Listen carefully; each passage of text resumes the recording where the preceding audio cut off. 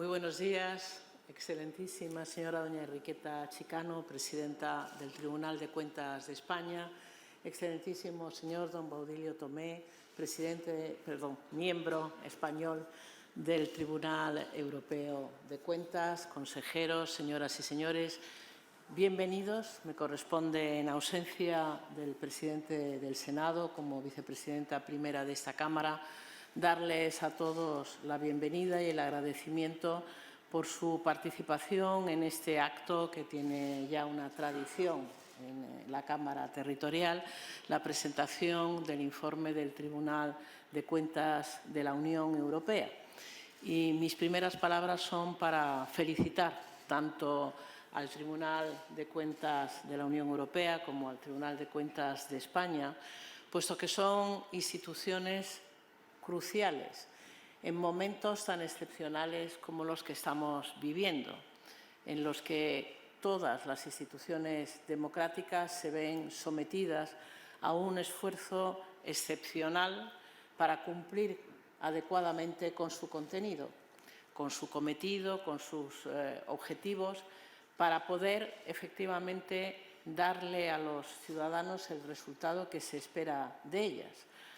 Desde el Senado, desde el Congreso, desde el Gobierno, desde todas las instituciones, estamos obligados a hacer un esfuerzo adicional, en primer lugar, para mantener la actividad normal, como la hemos mantenido durante ese año 2020, que es el año en el que se centra el informe que hoy se presenta, pero también el año 2021 y ahora mismo seguimos teniendo algunas restricciones que, sin ninguna duda, reducen la capacidad de plena actividad de las instituciones públicas.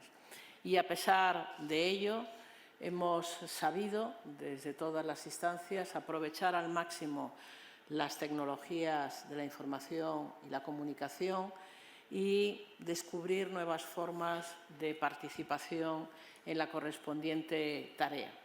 Quisiera decir también que la presentación del informe anual del Tribunal de Cuentas en este momento debe darnos la enorme tranquilidad de la existencia de una instancia que va a tener que ocuparse en los próximos años ni más ni menos que del buen uso de esos fondos adicionales, de esos 750.000 millones de euros adicionales del programa de Next Generation, obtenidos con un endeudamiento conjunto de los países europeos, por lo tanto, recursos que a la postre son los que todos los ciudadanos estamos obligados también a aportar y que van a servir para transformar nuestras economías.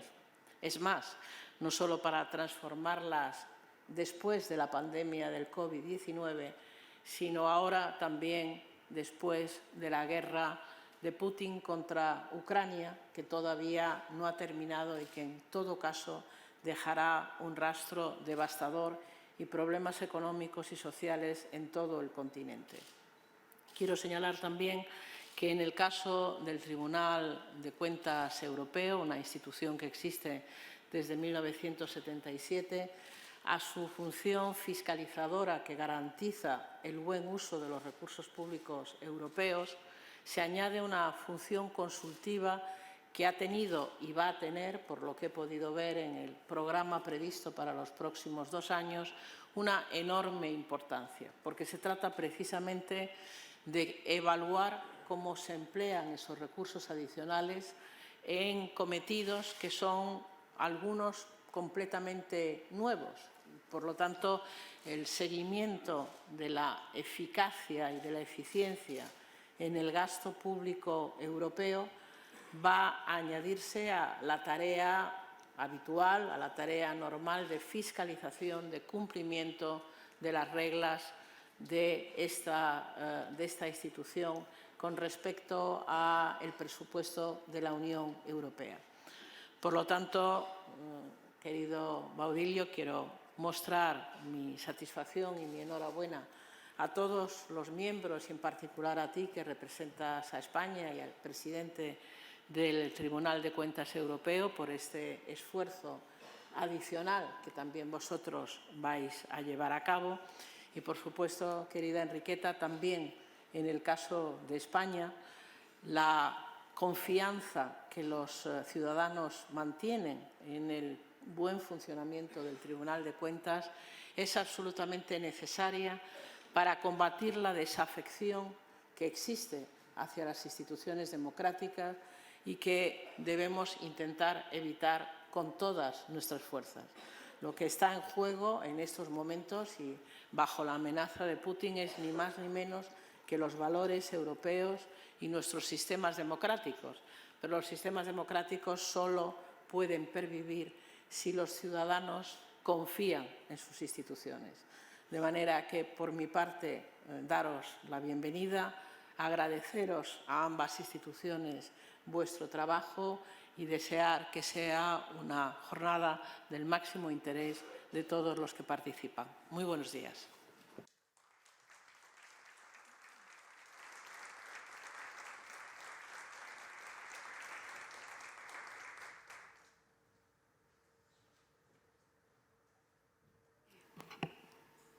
Buenos días. La vicepresidenta se ha disculpado porque tiene otros asuntos que atender y le damos la palabra directamente y la bienvenida a don Baudilio Tomé en un acto que venimos celebrando muchos años. Hemos calculado que alrededor de 20, pero no estoy segura. Y que pretendemos, porque ya lo hemos hablado, que mejorarlo en aportaciones y en contrastes desde los bancos cuando podamos hacer uso de los aforos completos.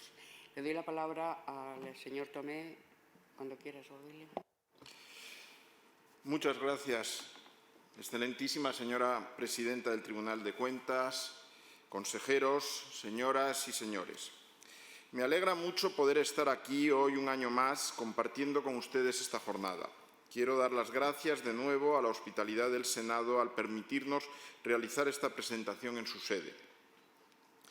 Como ya he señalado en alguna ocasión anterior, creo que es importante mantener esta tradición y confío en que para la presentación del próximo informe podamos ya volver a reunirnos como lo hacíamos con anterioridad a la pandemia, recuperando tanto el aforo y el formato que era habitual. No quiero dejar de agradecer tampoco, y muy especialmente, la voluntad y excelente colaboración que para la organización de este acto nos ha prestado el Tribunal de Cuentas de España. Y antes que nada, quiero también aprovechar la ocasión para felicitar públicamente a doña Enriqueta Chicano por su nombramiento como presidenta y desearle los mayores éxitos en el desempeño de sus funciones.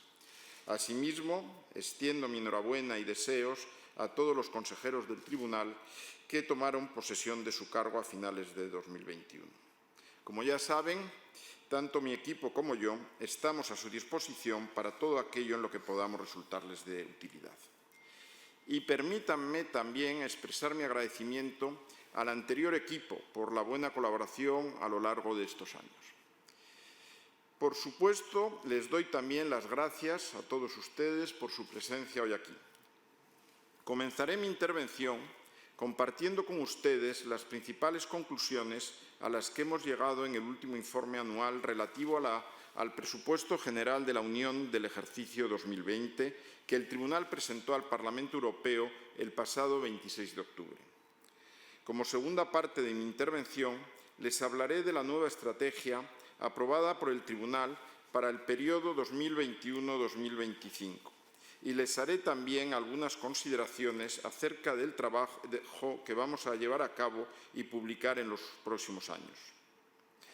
De conformidad con el Tratado de Funcionamiento de la Unión Europea, el Tribunal de Cuentas Europeo, en su calidad de fiscalizador externo del presupuesto de la Unión Europea, emite cada año su informe anual en el que expresa su opinión de auditoría sobre las cuentas y sobre las operaciones subyacentes a las mismas. Como ustedes conocen, los destinatarios principales de nuestro informe anual son el Consejo y el Parlamento Europeo, que son las autoridades presupuestarias de la Unión. Asimismo, nuestro trabajo se presenta cada vez más a los parlamentos nacionales y a distintas autoridades en los Estados miembros. Debido a las restricciones para viajar impuestas por la pandemia de COVID-19, este año pasado hemos realizado la mayor parte de nuestro trabajo mediante revisiones documentales y reuniones a distancia con los auditados. Si bien el no poder hacer las comprobaciones in situ incrementa el riesgo de no detección de errores, la evidencia que hemos obtenido de los auditados nos ha permitido completar nuestro trabajo y sacar conclusiones. En el año 2021, el Tribunal de Cuentas Europeo publicó, además del informe anual sobre la ejecución del presupuesto general de la Unión y de los fondos europeos al desarrollo relativos al ejercicio 2020, 27 informes especiales, 2 dictámenes, 5 documentos de análisis y los informes anuales específicos de las agencias y empresas comunes de la Unión. En 2020, el gasto total de la Unión ascendió a algo más de 173.000 millones de euros, habiendo auditado el Tribunal una población de pagos de 148.000 millones. De esta población auditada, el 41% corresponde a recursos naturales, mayormente a agricultura y desarrollo rural, un 33% corresponde a cohesión y un 11% a gastos de competitividad. El restante 15% del gasto corresponde a las políticas de Europa global y de seguridad ciudadana, así como a los gastos administrativos para el funcionamiento de las distintas instituciones de la Unión. El Tribunal, en su declaración de fiabilidad, ha considerado, como en años anteriores, que las cuentas consolidadas reflejan de una manera fiel la situación financiera de la Unión, así como los resultados de sus operaciones y flujos de tesorería.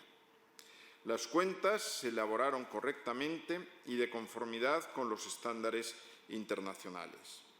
Los ingresos y los compromisos de gasto subyacentes a dichas cuentas también han sido, en todos sus aspectos significativos, legales y regulares y estuvieron exentos de errores materiales. Con respecto a la legalidad y regularidad de los gastos subyacentes a las cuentas, este año hemos emitido nuevamente una opinión desfavorable. Hemos estimado un nivel de error en los gastos de 2,7%, cifra superior al umbral de materialidad adoptado por el Tribunal. Este año, además, la población que denominamos de alto riesgo ha alcanzado al 59%. Para el Tribunal, gastos de alto riesgo son aquellos que se ejecutan mediante pagos en los que se reembolsan a los beneficiarios de los fondos los costes reales en los que han incurrido. Este sistema de reembolso es el que encontramos, por ejemplo, en proyectos de investigación, en inversiones en el ámbito del desarrollo regional y rural o en los proyectos de ayuda exterior al desarrollo. Este año este tipo de gastos arroja una tasa de error material del 4%, 9 décimas, sin embargo, por debajo de la de 2019, que era del 4,9%. Por su parte, los gastos de bajo riesgo son aquellos que se basan en el abono de derechos a beneficiarios que cumplen con determinados requisitos preestablecidos. Este modelo de pago, que es más sencillo, se da, por ejemplo, en las ayudas directas a agricultores y ganaderos, en las becas a estudiantes o investigadores o en el pago de los salarios y pensiones del personal de la Unión. La estimación de error más probable en estos casos está por debajo de nuestro nivel de materialidad. Los errores más comunes que solemos encontrar son gastos no subvencionables o infracciones de las normas que rigen el mercado interior. En concreto, errores relacionados con el respecto a las normas de contratación pública y a las ayudas de Estado. También encontramos errores administrativos y ausencia de documentos justificativos. Los mayores niveles de error se dan en los ámbitos de competitividad para el crecimiento y el empleo, con un 3,9%, y cohesión, con un 3,5%. El nivel de error en el ámbito de recursos naturales está alrededor del umbral de materialidad, con un 2%, y los gastos administrativos de las instituciones y organismos de la Unión están exentos de errores materiales. Nuestro informe pone también de manifiesto que en los llamados fondos estructurales y de inversión europeos, que son fondos en los que la gestión se lleva a cabo de forma compartida entre la Comisión y los Estados miembros, al final de 2020 aún quedaban por absorber un 45% de los mismos, lo que implica que los compromisos de gasto pendientes de liquidar ascendían a más de 200.000 millones de euros, un importe superior al propio presupuesto anual de la Unión. A este respecto, existen diferencias considerables entre los Estados miembros en la absorción de fondos estructurales y de inversión. Cabe mencionar que España está entre los 3 Estados miembros con menor tasa de absorción, juntamente con Italia y Croacia. En el caso específico de España, a finales del 2020, quedaba por absorber alrededor del 55% de los fondos estructurales y de inversión comprometidos para el periodo 2014-2020. A finales de 2021, el Tribunal ha publicado además un informe sobre el rendimiento del presupuesto de la Unión Europea en el que analizamos la información de que dispone la Comisión sobre el nivel de cumplimiento de los indicadores y objetivos y evaluamos el grado de ejecución real de una muestra de programas de gasto de la Unión Europea. Además, examinamos el grado en que nuestras entidades auditadas han aplicado las recomendaciones de nuestros informes anteriores.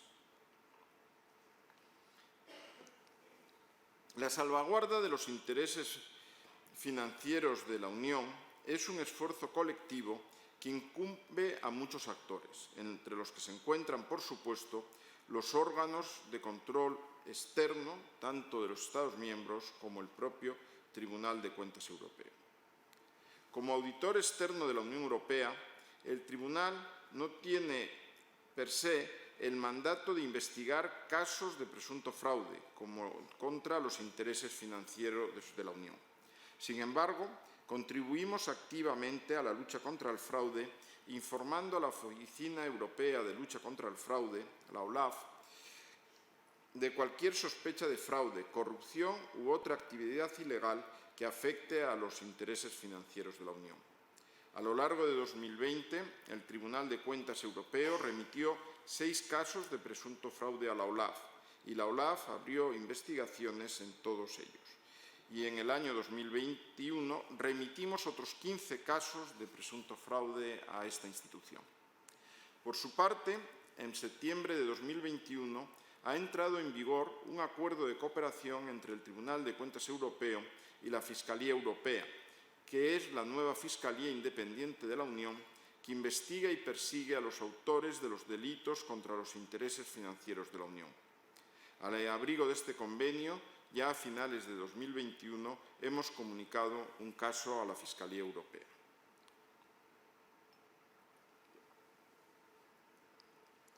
Hasta aquí les he venido contando a ustedes las principales conclusiones de nuestro último informe anual. Permítame ahora que me refiera, como les señalé al comienzo de mi intervención, a la nueva estrategia del Tribunal de Cuentas Europeo para el periodo 2021-2025. En la estrategia están recogidos los 3 objetivos que nos hemos marcado como prioritarios para los próximos años. En primer lugar, queremos mejorar la rendición de cuentas, la transparencia y los mecanismos de auditoría en cualquier tipo de acción que emprenda la Unión. Durante años hemos venido identificando lagunas en materia de rendición de cuentas y auditorías públicas en el marco institucional y jurídico de la Unión, en particular en aquellos ámbitos en los que la Unión actúa mediante un enfoque intergubernamental. Por ello, el Tribunal quiere, durante los próximos años, evaluar la gobernanza de la Unión, así como sus mecanismos de rendición de cuentas y transparencia e identificar posibles vacíos y solapamientos. En segundo lugar, queremos centrar nuestras auditorías en las áreas en las que puedan tener mayor impacto y el mayor valor añadido. El Tribunal ha identificado en su estrategia 4 ámbitos claves de auditoría. Primero, la competitividad económica de la Unión. En segundo lugar, el respeto de los valores europeos de libertad, democracia y Estado de Derecho, incluyendo la resiliencia ante las amenazas a la seguridad de la Unión. En tercer lugar, el cambio climático, el medio ambiente y los recursos naturales. Y, por último, las políticas presupuestarias y las finanzas públicas de la Unión. Como tercer objetivo de nuestra estrategia, queremos adecuar nuestro enfoque de auditoría y nuestra metodología al actual entorno complejo y cambiante. El nuevo marco financiero plurianual 2021-2027 y las distintas iniciativas encaminadas a ayudar a los Estados miembros a hacer frente a las consecuencias de la pandemia implican nuevos e importantes desafíos, no solo para los Estados miembros y para la Comisión Europea, sino para el trabajo del propio Tribunal de Cuentas. A este respecto, en los próximos años hay que tener en cuenta que los próximos años van a venir marcados por la necesidad de combinar la gestión y el control de más del billón de euros previstos en el marco financiero plurianual 2021-2027 con los 750.000 millones de euros de los fondos Next Generation EU. Para auditar Next Generation EU y, en particular, el mecanismo de recuperación y resiliencia, que es su principal instrumento y representa el 80% de los fondos, se está llevando a cabo en el Tribunal un análisis profundo con la finalidad de determinar cuál va a ser nuestro enfoque de auditoría y definir la metodología más adecuada. El mecanismo de recuperación y resiliencia es un instrumento basado en el rendimiento y obedece, por tanto, a una nueva lógica de gasto, distinta a la que se venía aplicando hasta ahora en la ejecución del presupuesto de la Unión. Los Estados miembros comprometen una serie de inversiones y reformas en los planes de recuperación y resiliencia acordados por la Comisión y aprobados por el Consejo. El desembolso de los fondos que se integran en los presupuestos nacionales se producirá a medida que las inversiones y las reformas se vayan produciendo. Los planes de recuperación y resiliencia tienen que especificar, además de la estimación del coste y los plazos para llevar a cabo las inversiones y reformas comprometidas, los sistemas de control que van a establecer los Estados miembros para garantizar el efectivo cumplimiento de los mismos. El Next Generation EU persigue objetivos similares a los de otros programas y acciones previstos en el marco financiero plurianual de la Unión, y es muy importante establecer procedimientos que garanticen la complementariedad, la coordinación eficaz y la coherencia, evitando riesgos de doble financiación y de competencia entre fondos. Para lograr nuestra estrategia, el Tribunal depende de nuestro personal, que constituye nuestro principal activo. En este sentido, estamos incorporando nuevos recursos y estamos gestionando nuestros recursos humanos para garantizar que nuestra capacidad de auditoría esté a la altura de futuros retos. También estamos intensificando los esfuerzos para hacer el mejor uso de las nuevas tecnologías y de las nuevas técnicas de auditoría para entregar más y mejor información en el proceso de rendición de cuentas. El Tribunal ha creado ya un equipo multidisciplinar de apoyo a la auditoría en relación al mejor uso de la tecnología y los datos. Permítanme ahora hacerles algunas consideraciones acerca de algunos informes especiales que hemos publicado recientemente, así como nuestros planes de trabajo para los próximos años. Durante 2021, el Tribunal publicó 32 informes de auditoría y análisis que cubrían los temas tan diversos como el medio ambiente, los impuestos, los movimientos migratorios y los derechos de los consumidores. Para 2022 y años posteriores, el Tribunal ya ha identificado 79 nuevas auditorías y análisis que se vinculan a las prioridades estratégicas definidas por la institución. En el apartado de cambio climático, medio ambiente y recursos naturales, el Tribunal publicará 17 informes especiales, cubriendo temas como los biocombustibles, los impuestos a la energía, la pesca ilegal o el transporte de animales, entre otros temas. En la actualidad también la política externa y de seguridad es más trascendente que nunca y el Tribunal está realizando auditorías sobre la acción exterior de la Unión al respecto. Dentro de nuestro plan de trabajo para los próximos años, también encontraremos cuestiones clave para la competitividad de la economía de la Unión, como la seguridad de las redes 5G, la producción de baterías y el desarrollo de una industria de microchips en la Unión Europea. En cuanto a la política presupuestaria y a la gobernanza económica, examinaremos especialmente la supervisión bancaria en la Unión Europea y el mercado único de capitales y fondos de inversión. Además, auditaremos asuntos como las medidas de lucha contra el fraude, por ejemplo, en los pagos a la política agraria común y temas relacionados con el Estado de Derecho en la Unión Europea. Creo que debo hacer ahora una referencia al trabajo de auditoría de rendimiento que estamos realizando en relación con la pandemia y con el mecanismo de recuperación y resiliencia. En 2021 hemos publicado un informe especial sobre los derechos de los pasajeros durante la crisis del COVID-19, además de una serie de dictámenes sobre las distintas iniciativas legislativas tomadas por la Comisión en relación a la lucha contra la pandemia. De cara al futuro, tenemos previsto la publicación de informes sobre la libre circulación de personas durante la crisis, del cual yo soy miembro ponente, la adquisición de vacunas contra el COVID-19, la iniciativa de inversión en respuesta al coronavirus, el apoyo para atenuar los riesgos de desempleo, el llamado programa SURE, las cadenas de suministro alimentario durante la pandemia y la respuesta de las instituciones, órganos y agencias de la Unión. Vamos a publicar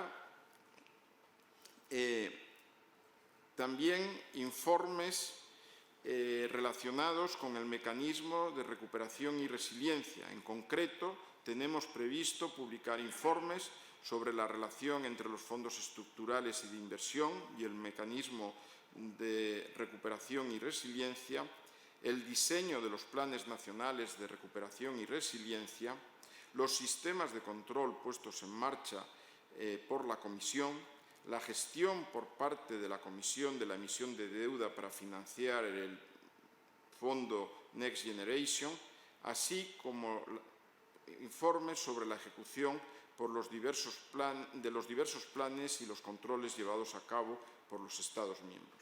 Como ven, se trata de temas que espero que sean de su interés y que podamos compartir nuestros resultados pronto con ustedes también.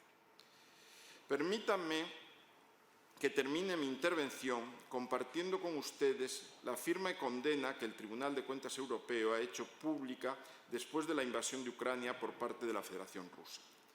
Toda la institución se ha visto horrorizada por el brutal acto de agresión y hemos querido apoyar al pueblo de Ucrania. Nos hemos unido a las otras instituciones de la Unión y de los Estados miembros, demostrando que en estos momentos la unidad es más importante que nunca. Asimismo, estamos tomando iniciativas concretas en nuestro ámbito de responsabilidad. El Tribunal de Cuentas Europeo se ha dirigido a la comunidad internacional de entidades fiscalizadoras superiores para coordinar un enfoque común de apoyo a los colegas ucranianos y en defensa de los valores de independencia y democracia. El Tribunal está promoviendo que la entidad de fiscalización superior de Rusia abandone su participación en organizaciones internacionales como la Intosai y la Eurosai. Además, estamos coordinando una posición conjunta con nuestros colegas de los Estados miembros a la hora de demostrar nuestro apoyo a la entidad de fiscalización superior de Ucrania, que en nuestro caso ya se ha materializado en algunos programas que se han abierto a funcionarios de la entidad de fiscalización superior de Ucrania.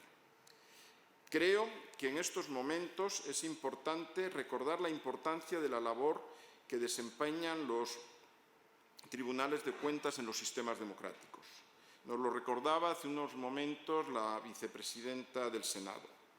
La nuestra no es una tarea formal, sino una garantía esencial a la hora de defender el Estado de Derecho y la rendición de cuentas. De ahí la ineludible necesidad de preservar la independencia de nuestras instituciones. Muchas gracias por la atención que me han prestado y continuamos la jornada con la intervención de la presidenta del Senado. Del Senado, perdón.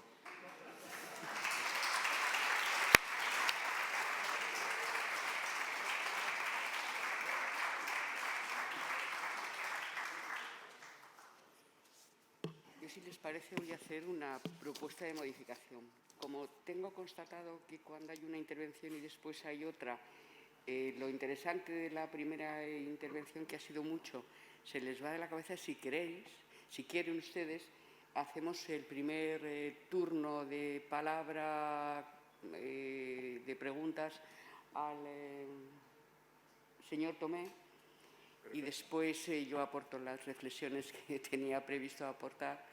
Me parece que la inmediatez es algo importante. Una palabra, por favor. Buenos días, señor Tomé. Muchas gracias por su intervención. La verdad es que siempre es muy agradable escuchar, muy enriquecedor escuchar los trabajos del Tribunal de Cuentas Europeo. Pero una cuestión muy concreta que ya hemos percibido en otros informes, que es relativa a la absorción de los fondos comunitarios, en particular de los fondos estructurales por parte de los países miembros, que es un asunto absolutamente trascendente y en el cual hay ámbitos, seguro que ustedes han identificado buenas prácticas y ámbitos de mejora notables. La cuestión de la absorción es relevante y supongo que hay aprendizajes que pueden aplicarse cara al futuro. En este sentido, la pregunta concreta es si al mismo tiempo que han identificado las bajas tasas de absorción, han identificado también causas de esas bajas tasas de absorción y buenas prácticas que podrían contribuir a elevarlas. Gracias. En el informe anual presentamos varios análisis. Yo me he referido en mi intervención a los 200.000 millones que quedan pendientes de absorber en lo que se refiere a fondos estructurales. Si tenemos en cuenta otras políticas, son 300.000, porque ahí está también todo el tema de investigación, gestión directa por parte de la Comisión. Y eso, por una parte, implica que los Estados miembros pues, tienen que tener previsto que eso, lo normal es que esos fondos pues se tendrán que desembolsar en el futuro. Eso implica pues, planificación en términos de liquidez, de contribuciones al presupuesto de la Unión. Luego, las realidades son muy distintas entre Estados miembros. Yo me referí en concreto a la situación de España. Hay países, yo creo que el que lidera la tasa de absorción es Finlandia, me parece que es el 79%, pero es verdad que el volumen de fondos, desde cualquier punto de vista, en términos absolutos o relativos, es muy distinto. El informe no transmite una preocupación específica porque esos fondos no se puedan llegar a absorber, aunque también puede ser el caso. Pues conocen ustedes que está vigente el periodo N+3, etc. Lo que sí, hay un aspecto en el que sí hemos puesto especial énfasis, que es la concurrencia en estos momentos de tres instrumentos que van a concurrir. Por una parte, pues están los remanentes pendientes de absorber en el periodo que queda. Se ha puesto en marcha ya el nuevo marco financiero, lo cual quiere decir que cabe anticipar que el nuevo marco financiero pues se retrase de alguna forma en su implementación. Y luego va a concurrir pues el Next Generation Europe, con un volumen excepcional de recursos y en ese caso, pues la concurrencia de 3 instrumentos va a suponer un reto en términos de gestión, capacidad de absorción, términos de control, por los que vamos a estar llamados a dar una opinión, y luego en términos de resultados, porque no solamente importan que los proyectos se completen, que se liquiden contra el presupuesto, sino la calidad de los mismos. El reto que plantea el Next Generation y el nuevo modelo de gestión que ya viene con el Next Generation es cambiar el enfoque de términos de legalidad, de cumplimiento, que una vez definidos los programas, las cantidades, las envolventes por países, pues todo sea legal y regular. Ahora el reto es ya para hacer efectivo el desembolso de los propios fondos, poder ir evaluando el cumplimiento de objetivos. O sea, el momento es un reto. ¿Alguna llamada de atención concreta?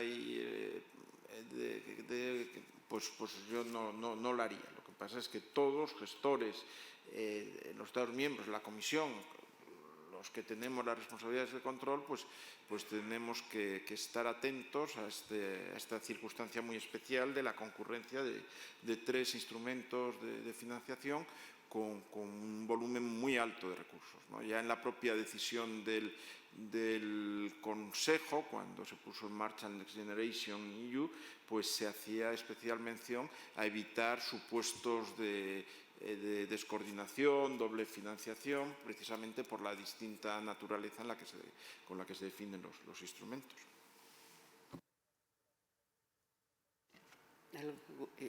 Por favor.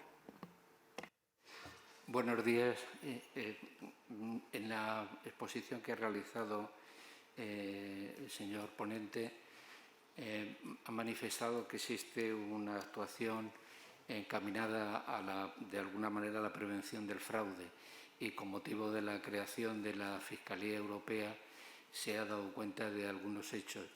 Si bien es cierto, como también ocurre con el Tribunal de Cuentas español, que no existe una finalidad específica de prevención del fraude o de lucha contra el fraude entre las competencias del Tribunal de Cuentas Europeo, sí que me parece interesante, si es factible la exposición, si existe algún protocolo de actuación entre el Tribunal de Cuentas Europeo y la nueva Fiscalía que se ha creado contra el fraude.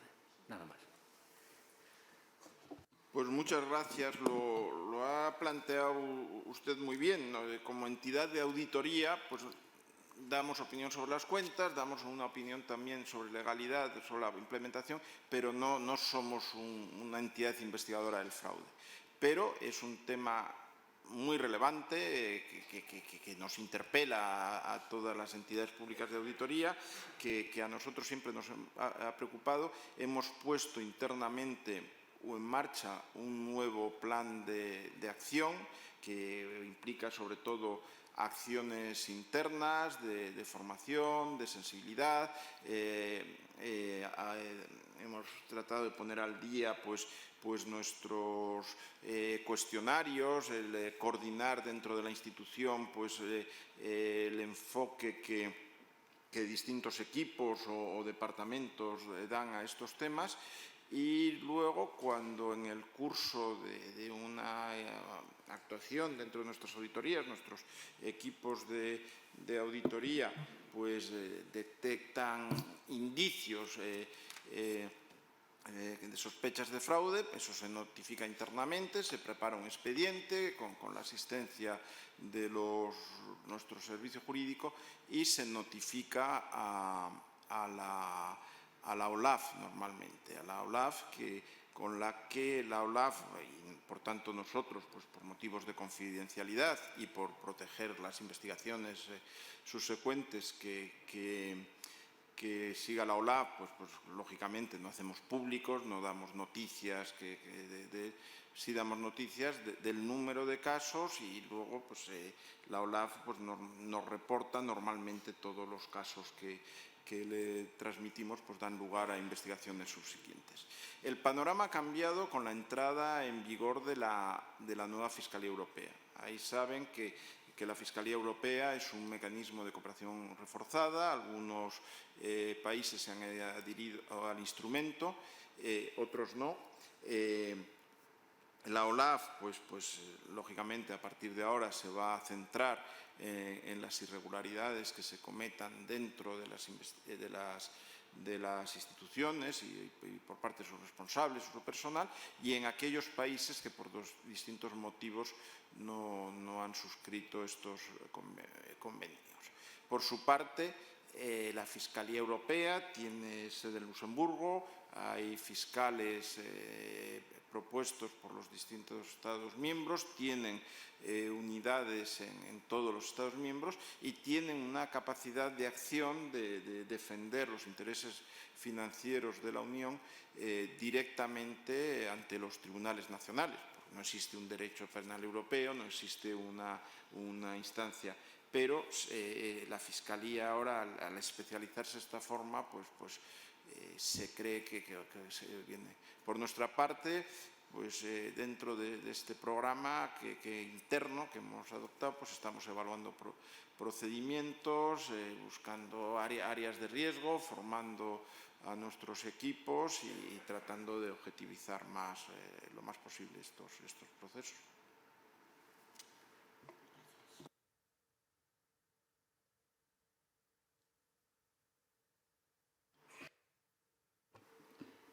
Hola, buenos días. El reglamento del mecanismo de recuperación y resiliencia establece que el mecanismo es un programa de gestión directa por parte de las instituciones europeas, de las instituciones comunitarias. Y me gustaría conocer su opinión si eso tiene algún impacto, supone alguna limitación a las competencias de control de las autoridades de control externo de los Estados miembros. Conocemos bien cómo han funcionado los fondos estructurales, que es un modelo de gestión compartida, y nos ha llamado la atención esa declaración del reglamento al establecer la gestión directa por parte de las instituciones comunitarias del mecanismo. Gracias. Pues es un tema muy interesante y muy relevante. Lo planteaba en mi intervención, no tanto el Next Generation como el mecanismo de recuperación y resiliencia supone un cambio en el modelo de gestión.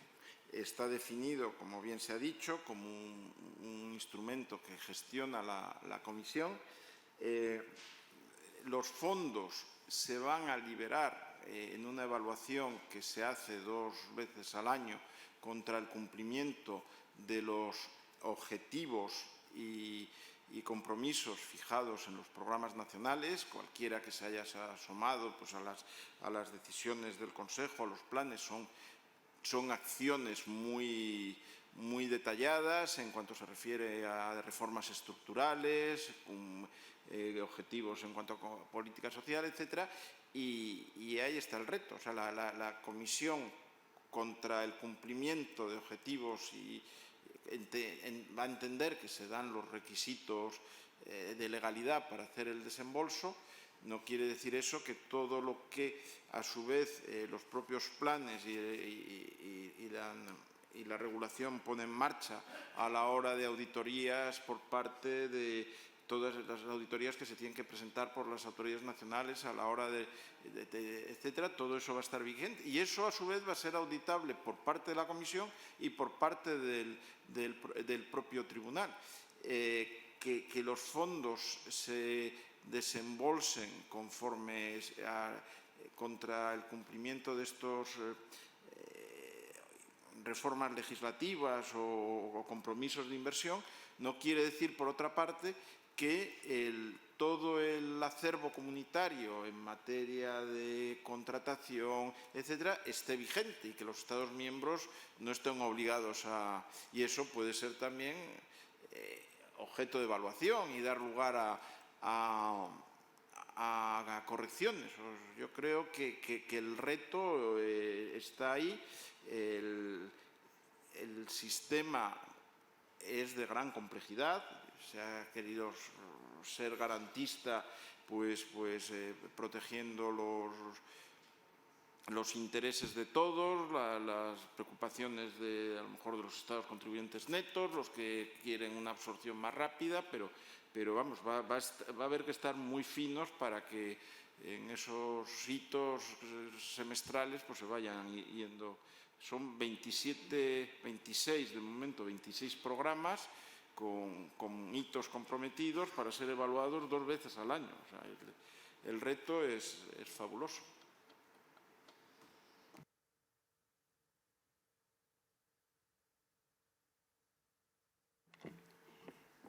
Bueno, pues no me queda más que agradecerle al señor Tomé su excelente intervención, como siempre, y la claridad en las respuestas. A ustedes las preguntas atinadas, sin ninguna duda. Y como dice el programa, pues ahora van a escuchar las reflexiones que me corresponde hacer a mí. Que bueno, pues como comentaba antes con el señor Tomé, había decidido que fueran las reflexiones sobre el control externo, después, siendo muy optimistas, de la pandemia COVID-19, y ya tenemos otros retos encima, con lo cual casi lo que hacemos hoy y mañana pues deja de estar de moda, o tenemos que ir incorporando parámetros diferentes. No obstante, pues como me imagino que todo es válido porque estamos por empezar todo y por afrontar todos los retos que nos vienen encima, haré uso de mi intervención para intentar mantener presentes cuáles son estas circunstancias sobre los retos y nuestras respuestas. La crisis causada por la pandemia nos ha obligado a todos a hacer frente a una nueva realidad sobrevenida y adaptarnos rápidamente. También las entidades fiscalizadoras hemos tenido que adaptarnos y poner a prueba nuestra capacidad de reacción para seguir contribuyendo a mejorar la vida de los ciudadanos, como establecen las normas internacionales de las entidades fiscalizadoras superiores, concretamente la ISAI 12. La pandemia ha llevado a los gobiernos a adoptar medidas extremas que han supuesto importantes sacrificios para la ciudadanía. La aceptación de estas renuncias excepcionales exige que los gobiernos adopten posiciones de liderazgo y de autoridad reconocida y valorada. Precisamente las FS, las entidades fiscalizadoras, podemos colaborar en este empeño a través de los informes y recomendaciones dirigidas a los gestores de los fondos públicos y llamadas a tener un importante impacto social. De esta manera, el Tribunal de Cuentas no ha sido un mero espectador pasivo de las consecuencias de la pandemia COVID-19. Desde el punto de vista operativo, las entidades fiscalizadoras superiores hemos tenido que ser capaces de seguir desarrollando nuestras funciones en un contexto radicalmente diferente, con casi todas las personas trabajando en remoto. Por otro lado, hemos hecho frente al desafío de continuar promoviendo la buena gobernanza en una situación en la que los grandes riesgos sanitarios y las situaciones de emergencia obligaron a los gobiernos a articular respuestas que, para ganar en agilidad, incluían atenuación de algunos controles que pudieron propiciar o que han podido propiciar cierta lasitud y añadir nuevos riesgos a la gestión pública. La pandemia ha obligado a adoptar soluciones que deben evaluarse con la independencia, autoridad y competencia que las entidades fiscalizadoras pueden aportar. Unas evaluaciones que no solo deben identificar incumplimientos o ámbitos de mejora, sino también experiencias y buenas prácticas que deberían consolidarse, porque la experiencia en estos 2 años ha sido tan disruptiva que ha generado aprendizajes en todos los sentidos. Por ejemplo, la tensión que supuso para el Tribunal de Cuentas organizarse para seguir desarrollando sus actividades sin que en la sede habitual pudiéramos tener a las personas trabajando, lo que ha hecho lo que nos ha permitido comprobar que es posible combinar ese trabajo en remoto y presencialidad sin que haya supuesto merma de la cantidad y calidad de nuestros trabajos. Algunas dificultades más hemos tenido hasta que nos hemos puesto en marcha, pero en definitiva no ha supuesto merma. En consecuencia, en el futuro, nuestra institución podrá mantener fórmulas de teletrabajo cuya concreción será negociada y aprobada por los órganos competentes, pero que ya hemos comprobado que funcionan dada la experiencia actual y su evaluación. Al mismo tiempo, el Tribunal está dando una importancia estratégica al uso de la tecnología como herramienta de apoyo para un cumplimiento más eficaz de su función. En este sentido, esperamos explorar proyectos para que esta tecnología nos ayude a detectar patrones de operaciones que puedan revelar señales rojas en millones de documentos en lenguaje común. Estas técnicas nos permitirán fortalecer los análisis de riesgos que constituyen la base de nuestro trabajo. Más allá de estas cuestiones puramente organizativas, quizá revista más interés para la ciudadanía el impacto social de los efectos del uso de las tecnologías de la información a partir de la pandemia. En efecto, la generalización acelerada del uso de determinadas tecnologías permitió que las administraciones mantuviéramos nuestra actividad en medio de una realidad inimaginable pocas semanas antes. Sin embargo, la habilitación de los canales virtuales como vía preferente para la realización con la ciudadanía de determinados ámbitos administrativos entraña riesgos no solo para una sociedad en la que importantes colectivos tienen dificultad para acceder y usar esas tecnologías, sino también porque en ocasiones el grado de madurez de las soluciones implantadas es insuficiente para facilitar un uso masivo y confiable.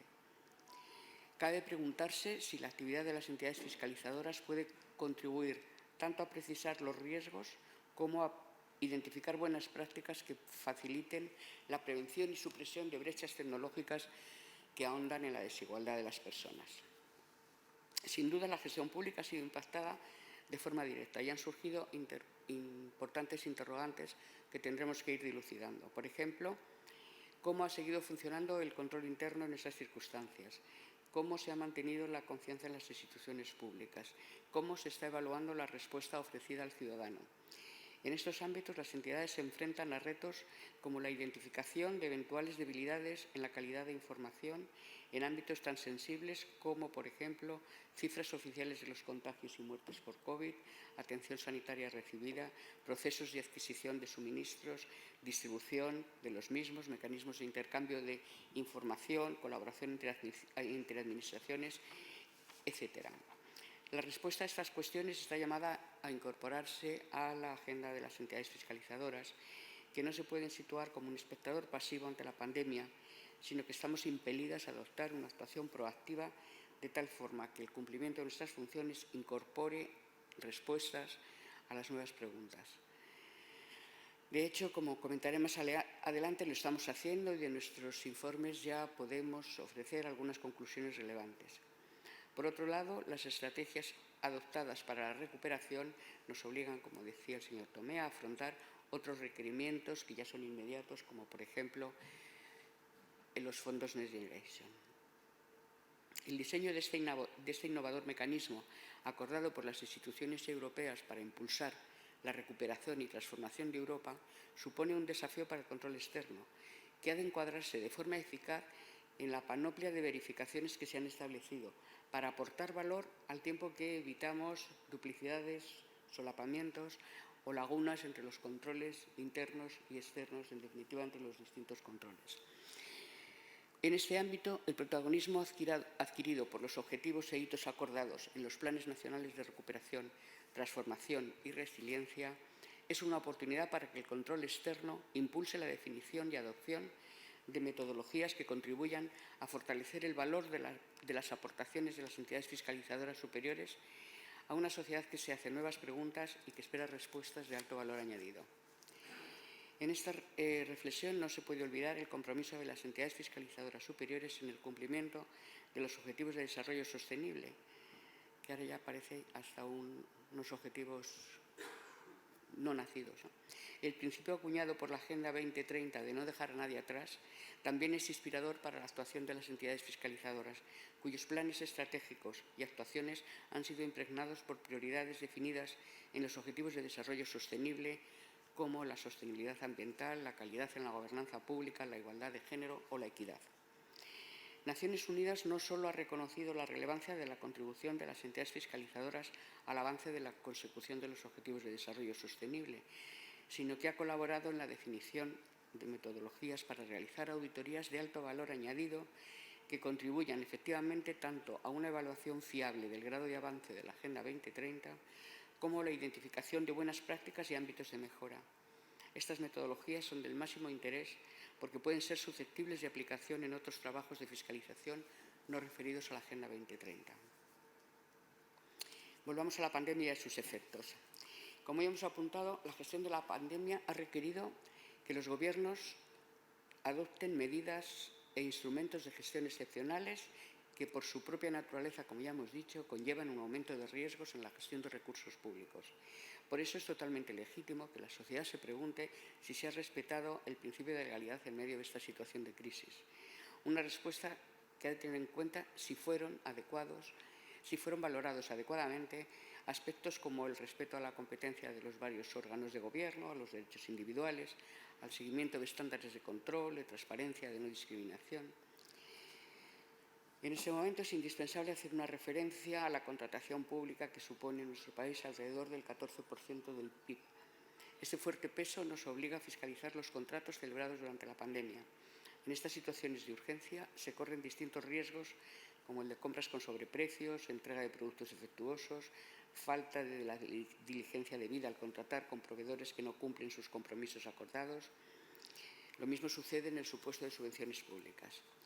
Sobre la contratación pública en el marco de la contratación de emergencia, el Tribunal ha aprobado hasta el momento 3 informes y otros que se encuentran en distintas fases de elaboración que darán lugar a un documento, a un informe de síntesis del que se podrán extraer las conclusiones a las que lleguemos al final, ¿no?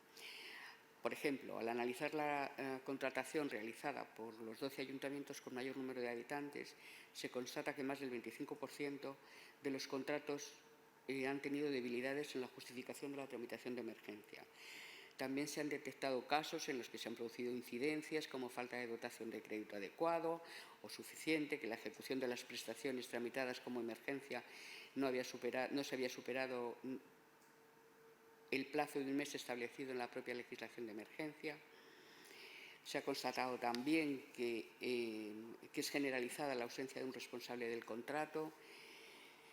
En definitiva, tanto en el caso de los contratos por los ayuntamientos como en el caso de los formalizados por entes públicos no administrativos, se han identificado contratos en los que no se han verificado requisitos de solvencia y de capacidad, sin que se haya justificado o que se haya motivado la excepción de ese requisito, etcétera.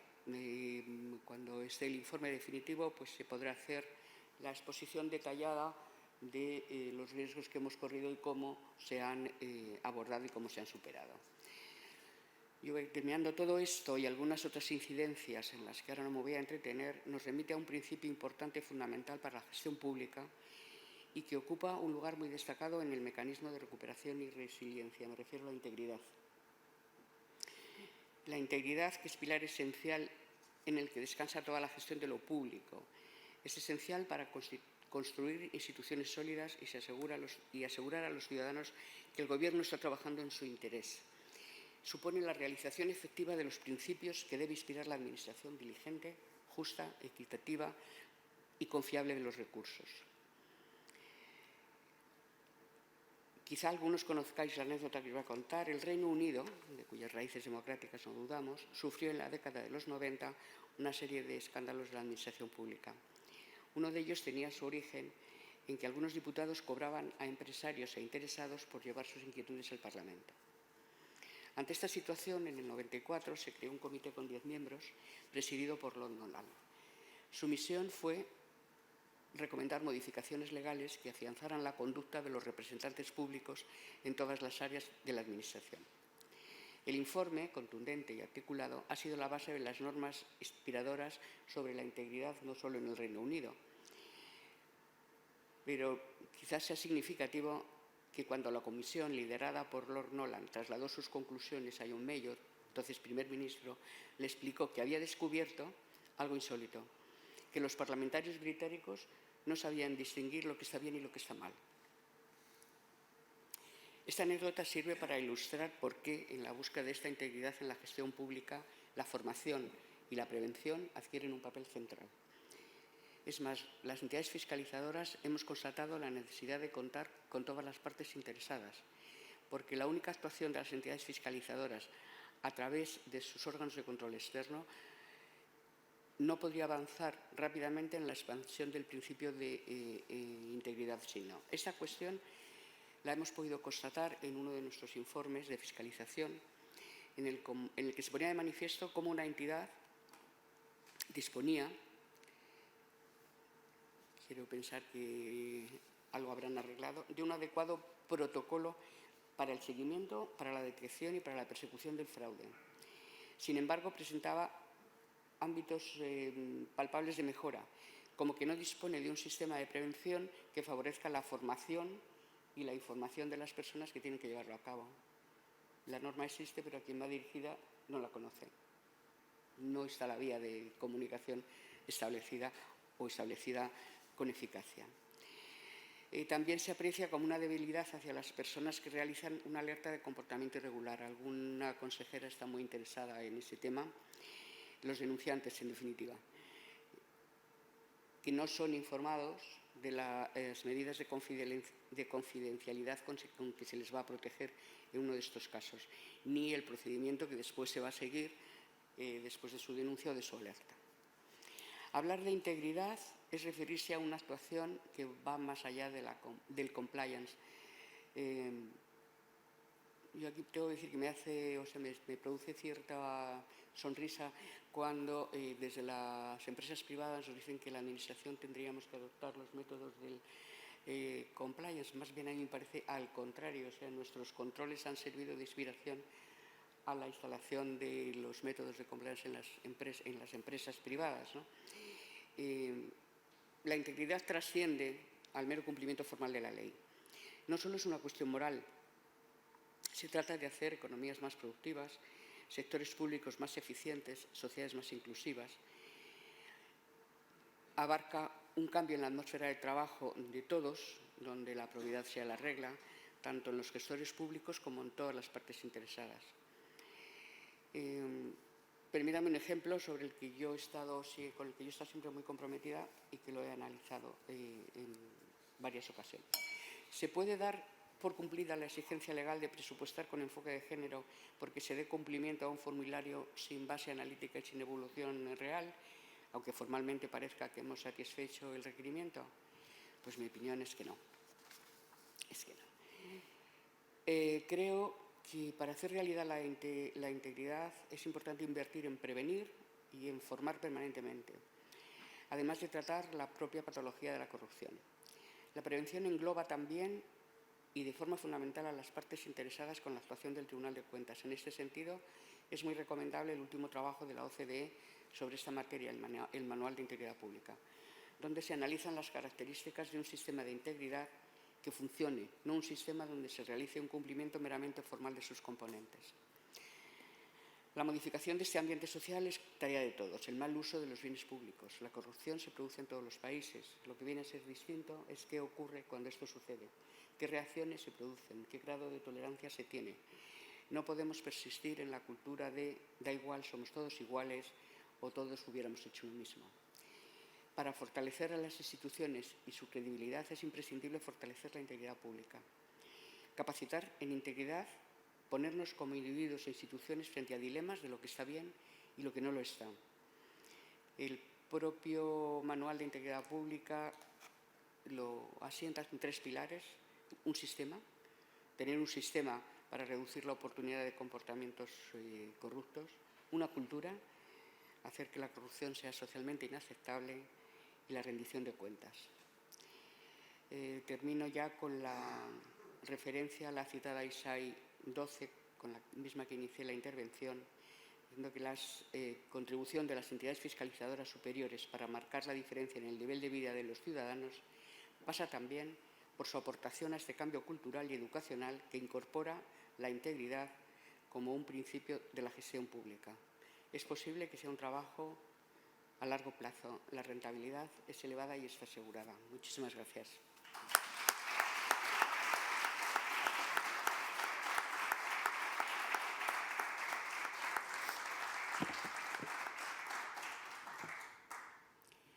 Pues si os parece, como a mí me tenéis cerca y quien tenía que dar respuesta era Baudilio, no obstante, si alguien quiere hacer alguna pregunta, damos por terminada la sesión, agradeciendo de nuevo al Senado su hospitalidad, a Baudilio tome su disponibilidad y sus aportaciones siempre rigurosas y técnicamente muy interesantes.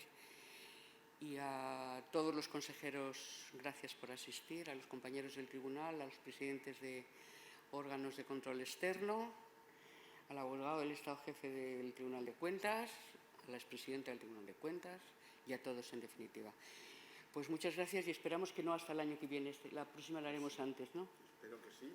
Espero que cuando presentemos en noviembre pues, el informe referente al ejercicio 2001 pues hayamos recuperado la normalidad operativa y además que algunas de estas auditorías que os anunciaba referentes a la gestión de la pandemia o del Next Generation EU pues estén ya disponibles para compartirlas con todos ustedes, con todos vosotros. Pues muy bien, muchísimas gracias a todos y ahora nos vamos a trabajar. Gracias.